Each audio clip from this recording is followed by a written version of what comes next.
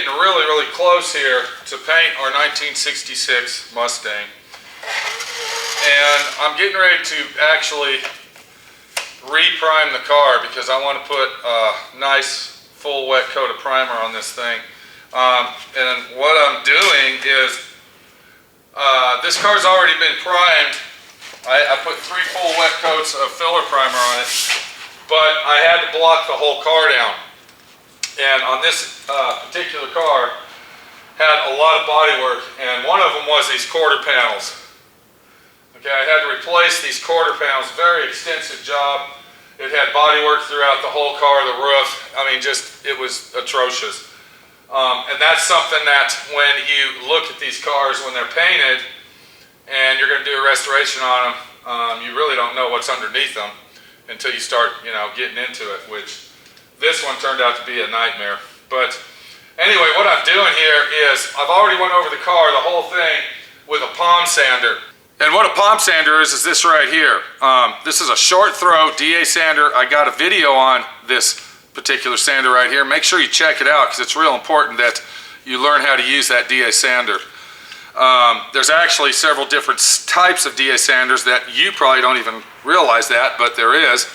And what I did, I went over the whole car with this right here with 180 grit, and I fine-tuned up some of the body work and also leveled out all the primer as I used it. So it's very important to watch the video set on this particular Bondo, the video, it's not set. But watch this video on this particular sander. I said Bondo, I meant sander, and you'll understand what I'm saying. But what I've done is, normally, once I do it with this, I'm ready to go ahead and prime the car, and it's a done deal. But being that we have major body work on this, especially the quarter panels, doing this isn't enough. Welcome to D.I.Y. Automotive School with my friend Pete and Minnie, the body shop girl. It's everything you need to know about cars and more.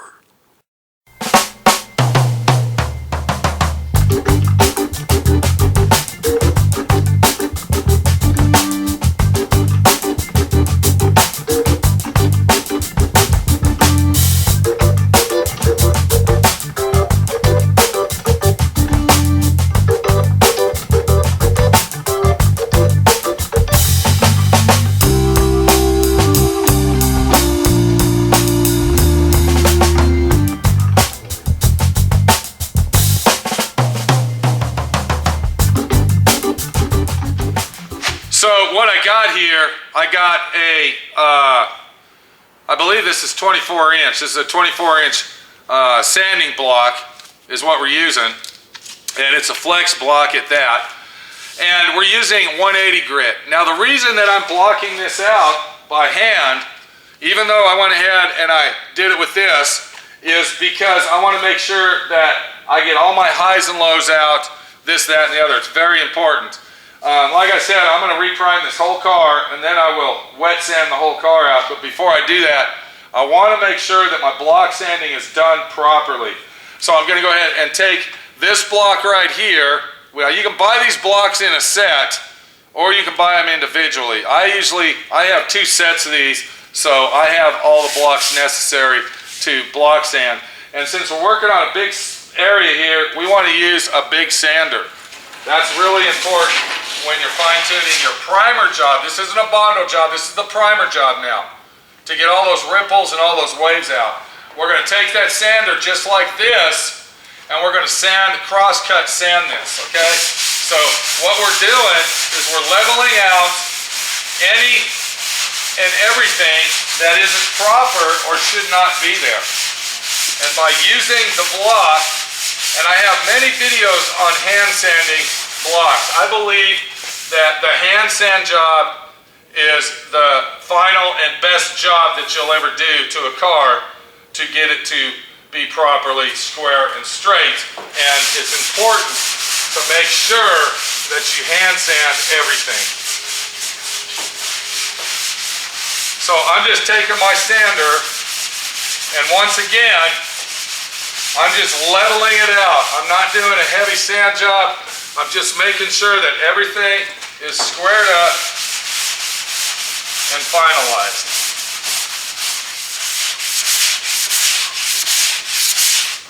It's kind of like this area right here. If you look at this area, you can see a little dark spot here. And here's another dark spot, but you can see white where the Bondo is around here. That's telling me that this was high at one time, and these are low spots. We're not going to sand that all the way down because I'm telling myself with my block, all right, if I keep sanding it, what's eventually going to happen is this is going to turn into a low spot versus this area up here. So it's very important to really, really watch what you're doing when you're block sanding it out. But once again, we've got to make sure that this is all blocked out properly.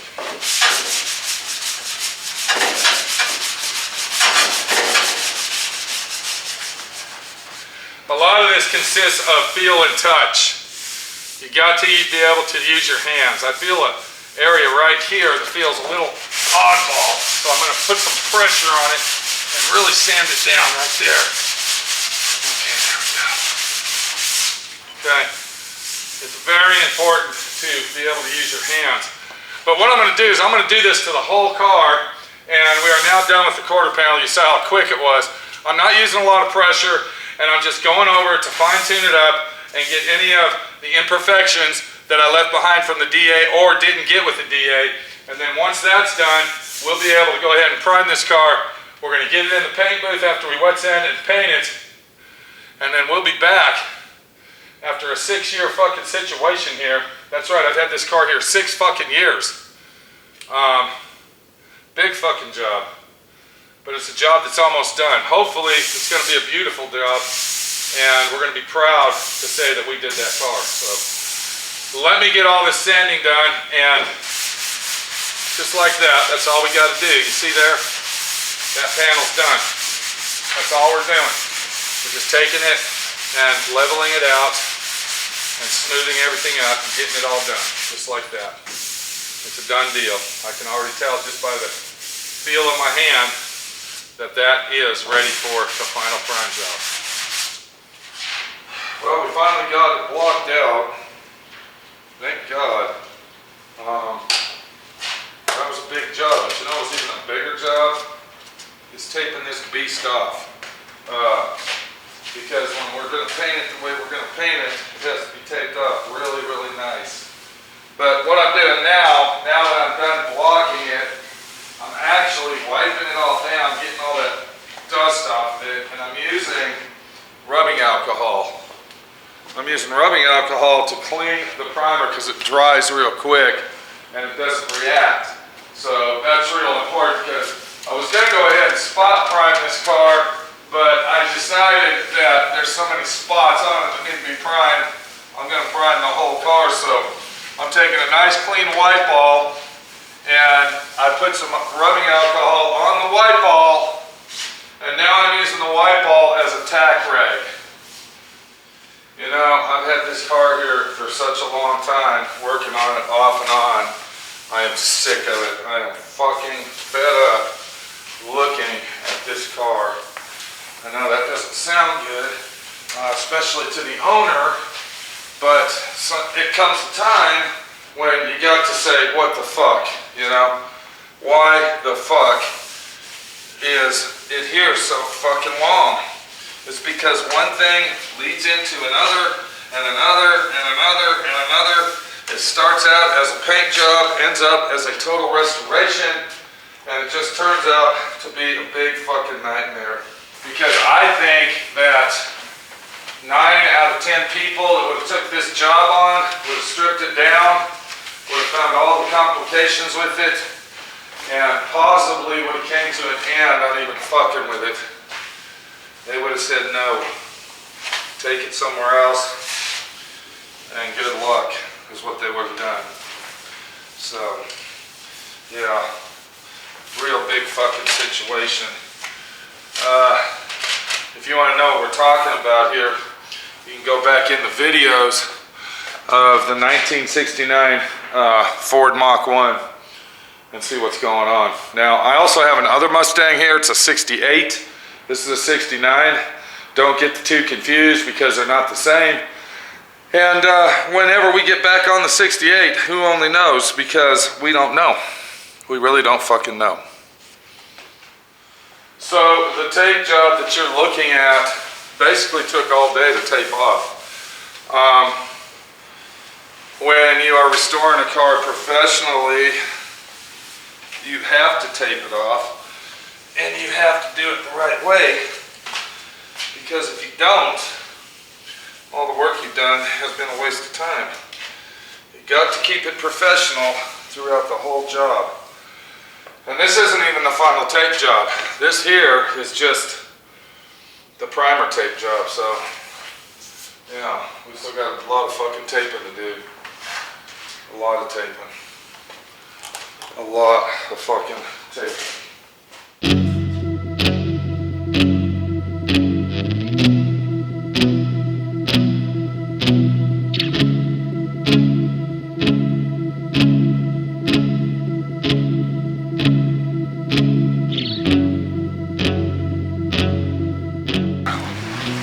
Alright, there you go. That's 2 full wet coats of very heavy filler primer. The primer I use is very excellent, flows out really nice, and does an awesome job. So you always want to use high quality materials when you're wanting a high quality job.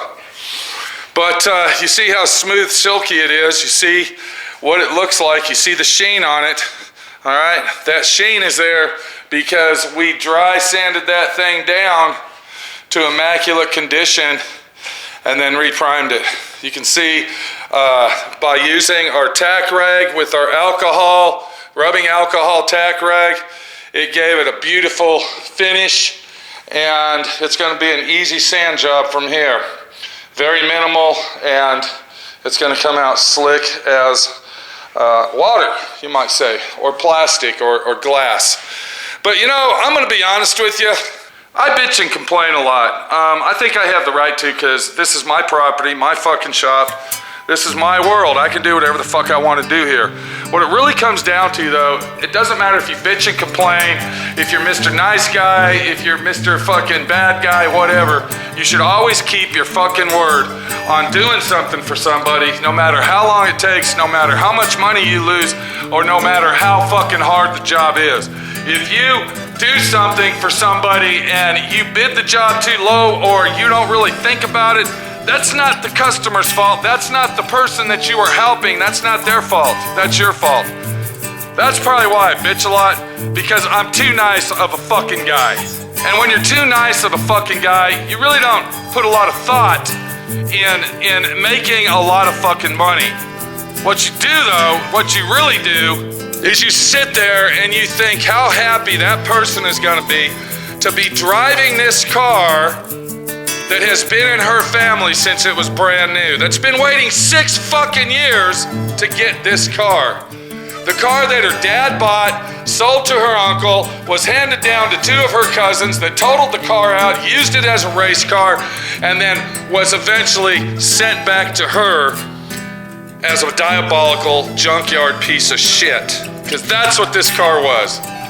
This car was basically on the verge of going to the junkyard and being nothing. A pile of fucking shit.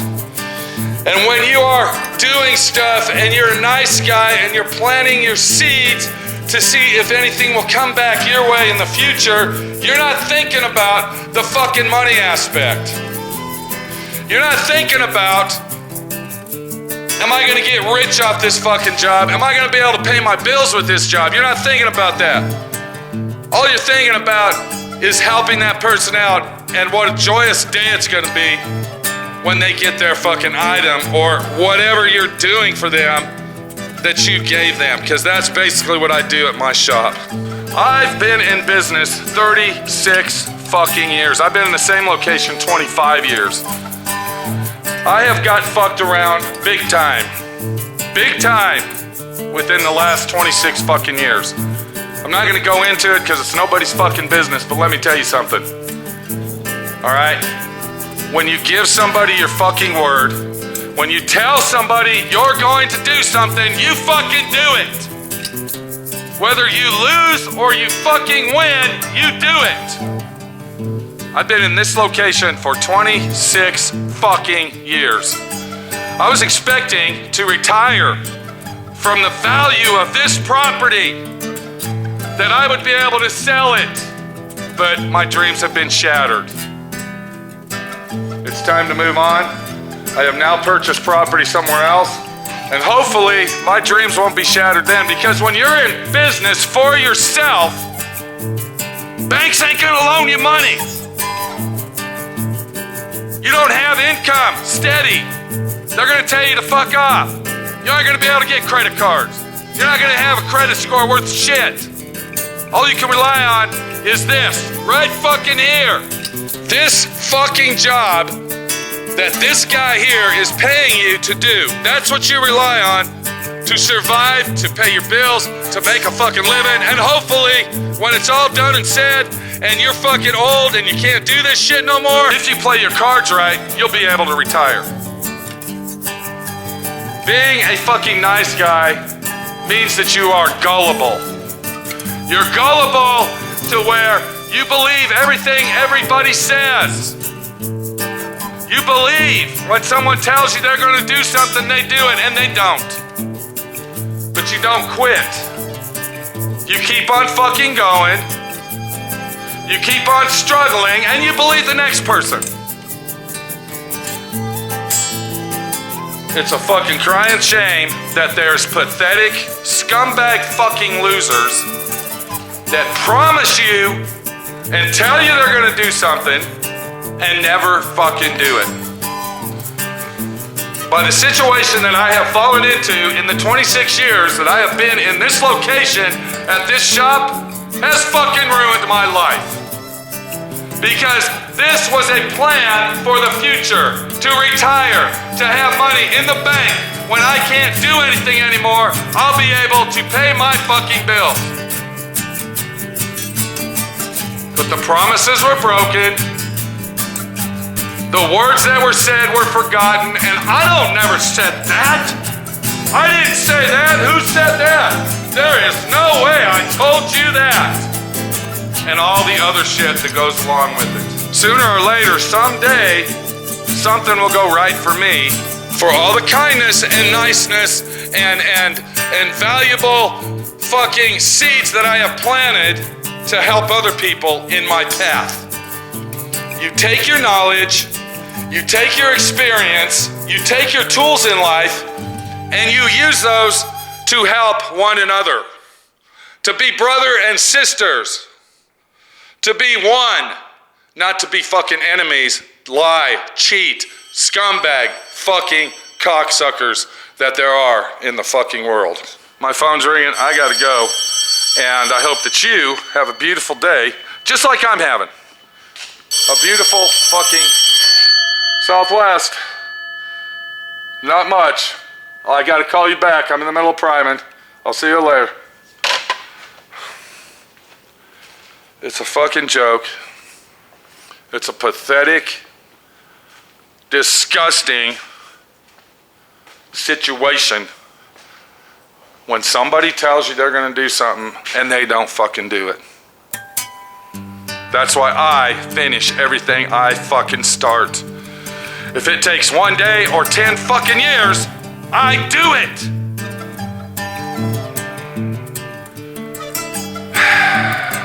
It's disgusting. Fucking pathetically disgusting.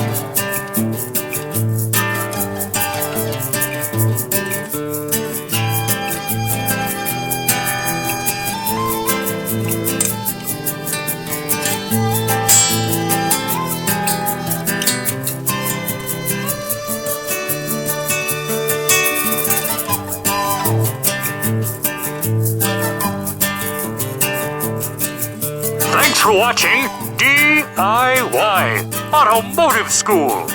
Classes don't stop till you know everything.